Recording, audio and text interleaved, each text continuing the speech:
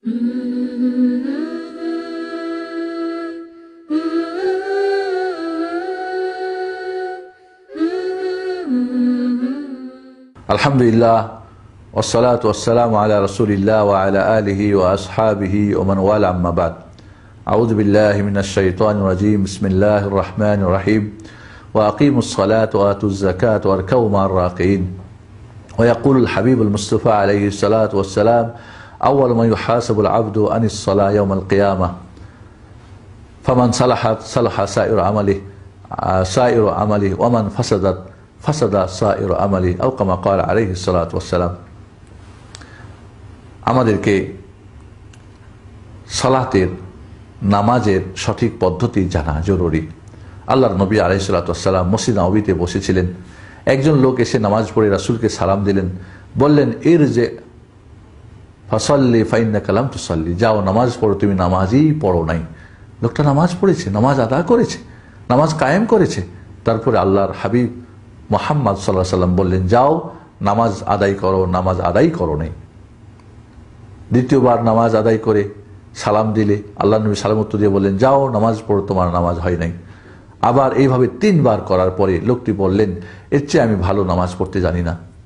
তাহলে নামাজ আদা করলেই নামাজ হবে না, বরং নামাজকে সল্লু কামা রাআইতুমুনি উসাল্লি, আল্লাহর হাবিব সাল্লাল্লাহু আলাইহি ওয়াসাল্লাম বলেন, আমি রাসূলকে যেভাবে তোমরা নামাজ পড়তে দেখো হুবহু ওইভাবে তোমরা নামাজ আদা করো, কায়েম করো। তাহলে আসুন, আমাদের জন্য জরুরি কিয়ামতের মাঝে সর্বপ্রথম হিসাব হবে নামাজের। এই সালাত যার সঠিক থাকবে, ঠিক হবে, পাস করবে, বাকি অন্যান্য ইবাদতে পাস হয়ে যাবে। নামাজে যে ফেল করবে, পাস করার আর কোনো সুযোগ নেই। এই জন্যে হাদিসে এসেছে যে আসসালাম মিফতাহুল জান্নাহ, নামাজ জান্নাতের চাবি, জান্নাতের চাবি। যেভাবে উজু নামাজের চাবি, এই জন্যে এই নামাজের পদ্ধতি জেনে নেওয়া জরুরি। আল্লাহ নবী আলাইহিস সালাতু ওয়াস সালাম বলেন, এই নামাজের চোর সবচেয়ে জঘন্য চোর, যে রুকু সেজদা ঠিক মতো করে না। রাসূলের তরিকায় যদি নামাজ না পড়েন তাহলে আপনি নামাজ চোর হয়ে গেলেন, নাউযুবিল্লাহ। এই নামাজ আপনার কিয়ামতের দিন কাজে লাগবে না, হিসাবে ফেল হয়ে যাবেন। এই নামাজ দিয়ে আপনাকে পার হতে হবে। প্রতিনিয়ত 5 বার আমাদেরকে নামাজ আদা করতে হয়। এই নামাজের মাধ্যমে আল্লাহ রাব্বুল আলামিন আমাদের গুনাহ খাতা কি করে দেন, মাফ করে দেন। এই নামাজের মাধ্যমে আমাদের মর্যাদা বেড়ে যায়। এই নামাজ আমার জন্য কি নূর, আলো। এই নামাজ কিয়ামতের দিন আমাকে আল্লাহর আযাব থেকে বাঁচাবে। এই জন্য বন্ধুগণ, নামাজের সঠিক পদ্ধতি জেনে নেওয়া আমাদের প্রতি জরুরি। কারণ যে কোনো ইবাদত কবুল হওয়ার জন্য শর্ত প্রথমত সঠিক ঈমান, এর ভিত্তিতে হতে হবে। 2 নম্বরে আল্লাহর জন্য, 3 নম্বরে শুধুমাত্র কেবলমাত্র মুহাম্মদুর রাসূলুল্লাহ সাল্লাল্লাহু আলাইহি ওয়াসাল্লামের তরিকায় নামাজ হতে হবে। যার যার নিয়মে বা দেশাচার বা বইপত্র বাজারে না। আমরা আসি আজ আপনাদের কাছে বিশুদ্ধ হাদিস, কোরআন ও হাদিসের আলোকে নামাজের পদ্ধতি সংক্ষিপ্তভাবে আপনাদেরকে বর্ণনা করব। খেয়াল করে শুনুন এবং আগের যে সমস্ত পদ্ধতি জানেন যদি তার সঙ্গে না মিলে, তাহলে সেগুলিকে বাদ দিয়ে এই সঠিক পদ্ধতি গ্রহণ করার জন্য চেষ্টা করুন। আমরা উজু করব। উজুর বর্ণনা আমরা আগে বলে এসেছি। নামাজ সহি হওয়ার জন্য শর্ত যেগুলি আমরা পূরণ করব। পূরণ করার পরে কেবলামুখী হয়ে দাঁড়িয়ে দৃষ্টি আপনার সেজদার জায়গায় রেখে নমনীয় হয়ে একটু সামনের দিকে ঝুঁকে এবার আমরা করব কি, 2 হাত উত্তোলন করব। আমরা নামাজের নিয়ত করি কোন নামাজ, এবার আমরা দাঁড়িয়ে গেলাম সেজদার জায়গায় দৃষ্টি রেখে, এবার কেবলামুখী হয়ে নামাজ শুরু করব। নামাজ শুরু করব, মনে রাখতে হবে আপনি আল্লাহর সামনে দাঁড়িয়েছেন। এই নামাজের যেমন বাহ্যিক উঠা বসা কিছু কার্যক্রম রয়েছে, ভিতরের আত্মিকটা কিন্তু জরুরি। ভিতরের খুশু এবং খুজু জরুরি। খুশু ভিতরের ভয়, খুজু আঙ্গিকভাবে আপনার ভয়ের যে প্রভাব দেখা যাওয়া। আল্লাহ নবী জন্য নামাজে দাঁড়ালে একটু সামনে নুয়ে যেতেন, বিনয়ী হয়ে আল্লাহর সামনে দাঁড়াতে হবে এবং দুনিয়ার সব কিছু ভুলে গিয়ে এবার নামাজ শুরু করছেন। এবার আপনি তাকবীর দিয়ে আপনি নিয়ত বাঁধবেন। তাকবীর দেওয়ার সময় মনে রাখতে হবে আমরা হাত 2টি উত্তোলন করব কাঁধ বরাবর অথবা কান বরাবর। আঙ্গুলগুলি নর্মাল থাকবে, না বন্ধ আর না খোলা, নর্মাল যে আঙ্গুল থাকে।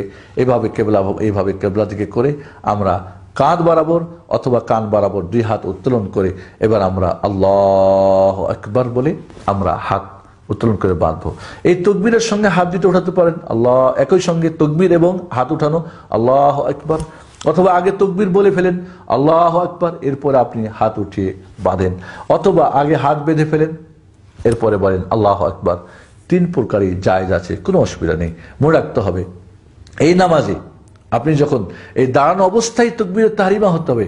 অনেকে যারা দেরি করে আসে, কিছু নামাজ ইমাম এখন হয়তো রুকুতে সিজদা আছে, আল্লাহু আকবার বলে ডাইরেক্ট চলে যায় কোথায়, রুকুতে না, দাঁড়ানো পূর্ণ দাঁড়ানো অবস্থায় তাকবীরে তাহরিমা দিতে হবে। এরপর আরেকবার তাকবীর দিয়ে আপনাকে ইমামের রুকুতে বা সিজদায় থাকলে অংশগ্রহণ করতে হবে। এরপরে আমার যখন তাকবীরে তাহরিমা মনে রাখতে হবে যে আঙ্গুল উত্তোলন, হাত উত্তোলন, কাঁধ অথবা কোনো সময় কাঁধ কোনো সময় কান বরাবর করেন, এবং এবার আপনি হাত দুইটা বুকের উপরে বাঁধতে হবে, বুকের নিচে বা বুকের উপরে বা নাভির নিচে। এগুলি একটাও হাদিস সহি না, বিশুদ্ধ না।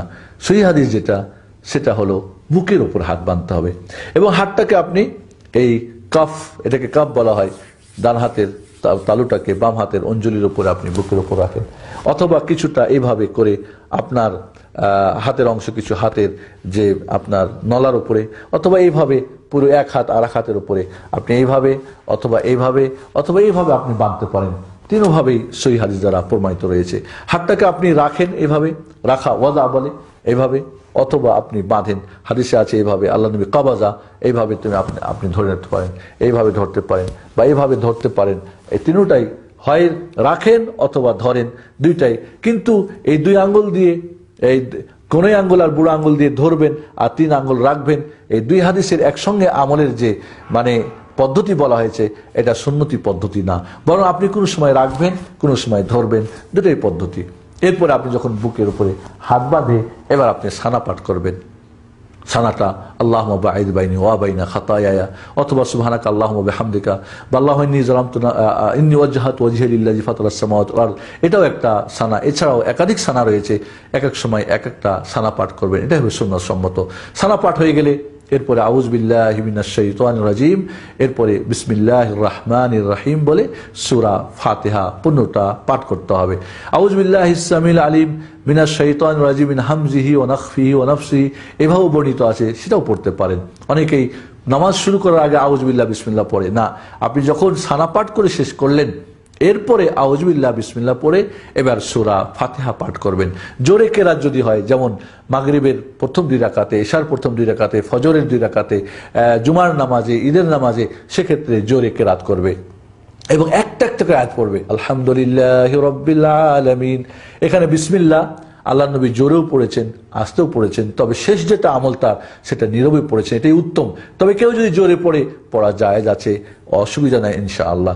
এই জন্যে আমরা সূরা ফাতিহা পুরোটা পড়ে ওয়ালাদ-দালিন যখন বলবো, জোরে যদি নামাজ হয় তো আমিনও জোরে পড়বো।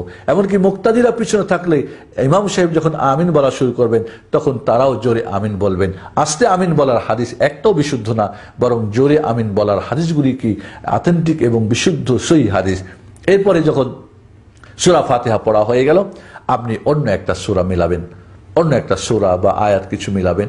সূরা মিলাবের কিছু নিয়ম পদ্ধতি রয়েছে, সেটা আমাদের এখন সুযোগ নেই বলার, অন্য কোনো সময় হলে আমরা বলবো। এবার অন্য একটা সূরা মিলিয়ে এরপরে আবার আল্লাহু আকবার বলে কাঁধ অথবা কান বরাবর আপনার হাত উত্তোলন করে আপনি রুকুতে যাবেন। রুকুতে গিয়ে হাত আঙ্গুলগুলি ফাঁকা রেখে মজবুত করে হাঁটুটা ধরবেন এবং মাথা, পিঠ এবং পিছনটা বরাবর হতে হবে, বরাবর হতে হবে। এটা হলো সুন্নত। যদি কোনো সমস্যা না থাকে, কোমরে ব্যথা না থাকে বা পেট মোটা না হয়, তাহলে বরাবর হতে হবে এবং সুন্দর করে এখানে আপনাকে সুবহান রাব্বিল আযীম কমপক্ষে একবার বলা ওয়াজিব, অতিরিক্ত বলা সুন্নাত। সুবহান রাব্বিল আযীম, সুবহান রাব্বিল আযীম। এছাড়া আরও যে দোয়া রয়েছে, সুবহানাকা আল্লাহুম্মা বিহামদিকা বা সুবহান কুদ্দুস রাব্বুল মালায়েকাতুর রূহ, বা অন্য আরও যে দোয়া রয়েছে সেই দোয়াগুলা পড়বে সুযোগ যদি হয়, পড়ে এবার আবার রুকু থেকে ওঠার সময় সামি আল্লাহু লিমান হামিদা বলে আবার 2 হাত উত্তোলন করবে, আবারও 2 হাত কাঁধ অথবা কান বরাবর উত্তোলন করবে এবং হাত ছেড়ে দেওয়ার চাইতে হাত আবার বেঁধে নেওয়াটাই উত্তম। যদি ছেড়ে দেয় সেটাও জায়েজ আছে। তাহলে আমরা হাত উত্তোলন করেছিলাম তাকবীরের তাহরিমার সময়, প্রতিবার রুকুতে যাওয়ার সময়, প্রতিবার রুকু থেকে সামি আল্লাহু লিমান হামিদা, এরপরে বলবে রব্বানা ওয়ালাকাল হামদ বা রব্বানা লাকাল হামদ বা আল্লাহুম্মা রব্বানা লাকাল হামদ বা আল্লাহুম্মা রব্বানা ওয়ালাকাল হামদ। এই ধরনের শব্দ ব্যবহৃত আছে, যে কোনো একটা পড়লেই যথেষ্ট। অতিরিক্ত পড়তে চাইলে হামদান কাসীরান তাইয়িবান মুবারাকান ফি, এছাড়া আল্লাহুম্মা মিলাআস সামাওয়াতি ওয়া মিলাল আরদি ওয়া মা বাইনাহুমা, এইভাবে আরও যে দোয়া আছে পড়তে চাইলে পড়তে পারবে যদি সুযোগ হয়, একাকী যদি নামাজ হয়। এভাবে রুকু থেকে উঠে সোজা দাঁড়াতে হবে। সোজা দাঁড়ানো এটা একটা নামাজের ফরজ এবং রুকুন। সোজা দাঁড়ানোর পরে যখন প্রত্যেকটা অঙ্গ প্রত্যঙ্গ যার গিরাগুলি আপন আপন জায়গায় পৌঁছে যাবে, এরপরে আবার আল্লাহু আকবার বলে এবার সেজদায় যাবে। সেজদায় যাওয়ার সময় হাত দুইটা আগে দিবে, এরপরে হাঁটু দিবে, এটাই সর্বোত্তম। কেউ যদি আগে হাঁটু দেয় এরপরে কি দেয়, হাত দেয়, তবুও জায়েজ রয়েছে। তারপরে যখন সেজদায় চলে যাবে তখন হাত দুইটি কান বরাবর অথবা কাঁধ বরাবর রাখতে পারবে। সেজদার এবার সেজদা করবে 7টা অঙ্গের উপরে, 2 হাত, 2 হাঁটু, 2 পার আঙুলগুলি কেবলামুখী করে এভাবে, আর নাক এবং কপাল, এই 7টা অঙ্গের উপরে কি আপনার সেজদা করা ফরজ, মনে রাখতে হবে, রুকুন এটা। 7টা অঙ্গের উপরে এবার সেজদায় হাত দুইটা পাঁজর থেকে দূরে রাখবে যতদূর সম্ভব। জামাতে যদি হয় অন্যকে কষ্ট না দিয়ে, একাকী যদি হয় বা ইমাম হয়, তাহলে আল্লাহ নবী আলাইহিস সালামের 2 বগলের শুভ্র সাদা অংশ দেখা যেত। এরপরে সুন্দর করে আপনি রুকু এবং রুকু যখন সেজদা যখন করবেন তখন নারী এবং পুরুষ সব একই নিয়ম, কোনো পার্থক্য নেই। আপনাকে পিছনটা মাটি থেকে উঁচু রাখতে হবে, আপনার পিছনের পা দুইটা একটা একটার সঙ্গে লাগিয়ে দিতে হবে। কেউ যদি খোলাও রাখে তবু জায়েজ আছে, 2টা পা একসঙ্গে পিছনে বন্ধ করে দিতে হবে। এবং 7টা অঙ্গের উপরে এবার সেজদাকে দোয়া পড়তে হবে, সুবহান রাব্বিয়াল আলা, একবার পড়া ওয়াজিব, অতিরিক্ত পড়া সুন্নাত, সুবহান রাব্বিয়াল আলা। অন্য অন্য দোয়া পড়তে চান সেগুলি পড়তে পারেন। এরপরে ধীর স্থিরভাবে এই সেজদা করতে হবে। এরপর আল্লাহু আকবার বলে উঠবেন। ডান হাত ডান উরুর উপরে, বাম হাত বাম উরুর উপরে, অথবা ডান হাত ডান হাঁটু এবং বাম হাত বাম হাঁটুর উপরে রেখে দিয়ে আপনি এবার 2 সেজদার মাঝের দোয়া, সোজা বসে 2 সেজদার মাঝের দোয়া পড়বেন। রব্বিক ফিরলি একবার পড়া ওয়াজিব, অতিরিক্ত সুন্নত, রব্বিক ফিরলি বা রব্বিক ফিরলি ওয়ারহামনি ওয়াহদিনি ওয়াফিনি ওয়াজবুরনি ওয়াহদিনি ওয়ারজুকনি, এইভাবে দোয়া আপনি পড়বেন। পড়ার পরে এবার আবার আল্লাহু আকবার বলে আবার আপনি সেজদায় যাবেন। সেজদায় সুন্দর মতো আগের নিয়মে সেজদা করবেন। সেজদা থেকে উঠে এবার আপনি আবার আল্লাহু আকবার বলে উঠবেন।